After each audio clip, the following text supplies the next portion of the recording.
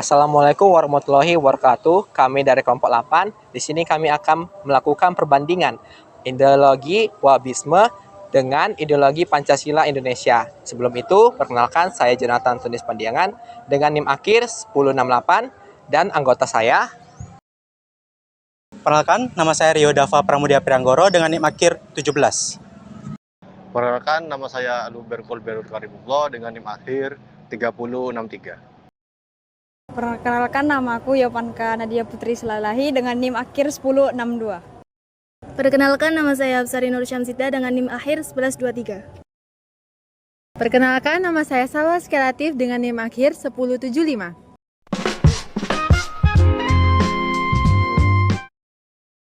Jadi sebelum kita mengetahui apa itu ideologi dari Arab Saudi, kita harus mengetahui apa itu ideologi. Jadi ideologi adalah suatu kelompok gagasan, ide-ide, dan juga nilai sistematis yang mempengaruhi cara pandang, pola hidup, dan juga tujuan dari suatu kelompok atau individu. Ideologi juga mempengaruhi seseorang tentang bagaimana seharusnya dunia ini berjalan dan diorganisasikan, serta menjadi landasan bagi suatu negara untuk menentukan kebijakan-kebijakan yang mempengaruhi aspek ekonomi, sosial, budaya, dan politik. Lalu, apa ideologi Arab Saudi? Jadi, Arab Saudi menganut ideologi Wahhabisme. Apa itu Wahhabisme? Wahhabisme adalah suatu gerakan atau paham yang dipelopori oleh Muhammad Ibnu Abdul Al-Wahhab pada abad ke-18, yang mana paham ini memiliki konsep menjadikan hukum-hukum Islam sebagai hukum negara dan juga menjadikan Al-Quran dan hadis Nabi Muhammad sebagai landasan atau dasar pembuatan atau pelaksanaan kebijakan-kebijakan negara dan juga sebagai pandangan hidup bagi masyarakatnya. Walaupun Arab yang sekarang sudah berubah arah menjadi Islam yang lebih moderat, tapi nilai-nilai ideologi Wahhabisme ini masih menjadi landasan dan dasar untuk menciptakan kebijakan-kebijakan dan pelaksanaannya ke depannya.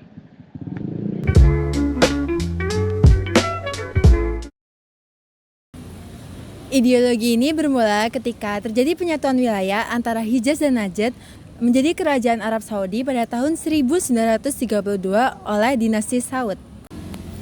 Sejak pembentukan negara ini pada tahun 1932, dinasti Saud menjadi pemegang kekuasaan yang absolut dan menggabungkan pengaruh Islam dengan kekuasaan politik. Ketika digabungkan pengaruh Islam dan kekuasaan politik ini, mereka mengambil ajaran Wahhabisme, di mana itu adalah aliran Islam Sunni yang konservatif, yang kemudian menjadi landasan ideologis negara.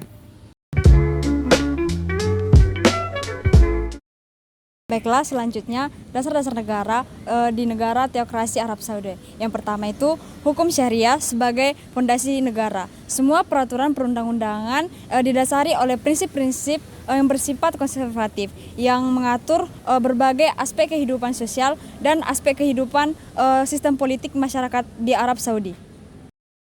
Yang kedua, integrasi agama dan pemerintahan. Raja yang memerintah sekaligus berperan sebagai agama sehingga pengambilan keputusan negara sangat dipengaruhi oleh ajaran agama. Pembatasan hak dasar. Kebebasan berpendapat, beribadah, serta hak-hak perempuan dibatasi secara ketat berdasarkan penafsiran agama yang kaku dan tradisional. Pengaruh kuat budaya keagamaan. Norma-norma sosial dan budaya masyarakat sangat dibentuk oleh doktrin Islam Wahhabi yang sangat bersifat konservatif. Selanjutnya itu perbandingan pada Wahhabisme dan Pancasila. Wahhabisme bersifat tertutup dan menegaskan keseragaman dalam soal pemahaman agama. Sebaliknya Pancasila bersifat terbuka dan menghargai perbedaan. Itu tercermin dalam sila-sila yang menghargai toleransi, keseragaman, dan demokrasi. Nah, Pancasila, khususnya pada sila ketuhanan yang Maha Esa dan persatuan Indonesia, mampu mengakomodasi keseragaman dalam kebudayaan, agama, dan suku di Indonesia, tetapi tidak memihak pada suatu aliran tertentu. Nah, bangsa ini menegaskan prinsip musyawarah, keadilan sosial, dan nilai-nilai ketuhanan dalam kehidupan bermasyarakat. Oleh karena itu, Wahabisme tidak cocok dalam kehidupan masyarakat yang bersifat majemuk. Nah, dari hal tersebut, Pancasila memiliki efektivitas yang lebih baik dalam menjaga persatuan, kesatuan, dan keharmonisan bangsa. Yang selanjutnya adalah keuntungan dan tantangan dari implementasi Pancasila.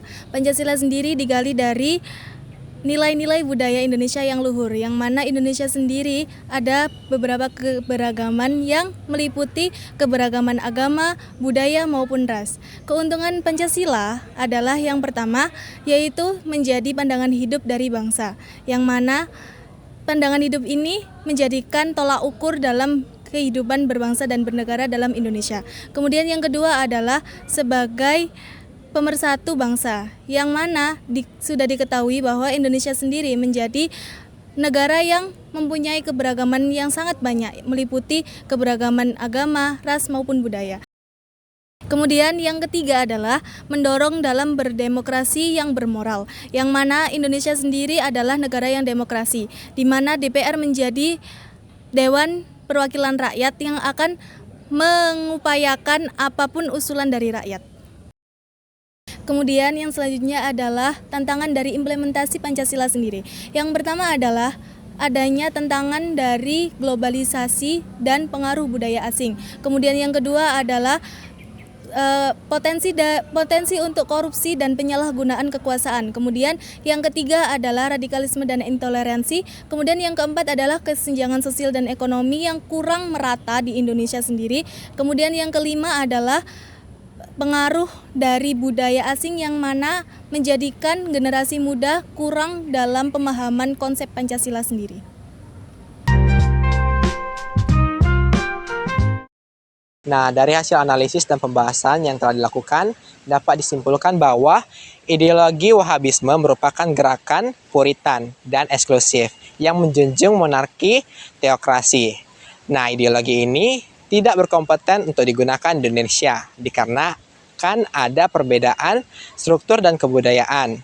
Karakteristik dari ideologi Wahabisme yang menekankan kesetaraan secara mutlak, bertolak belakang dengan ideologi kita saat ini, di mana ideologi Pancasila merupakan ideologi terbuka yang menjunjung nilai toleransi, pluralisme, dan demokrasi yang berdasarkan ketuhanan yang Maha Esa. Kami dari kelompok 8 menekankan bahwa ideologi Pancasila sudah sangat tepat untuk digunakan di Indonesia, dikarenakan keunggulan dan kestabilitasnya yang mengikuti zaman.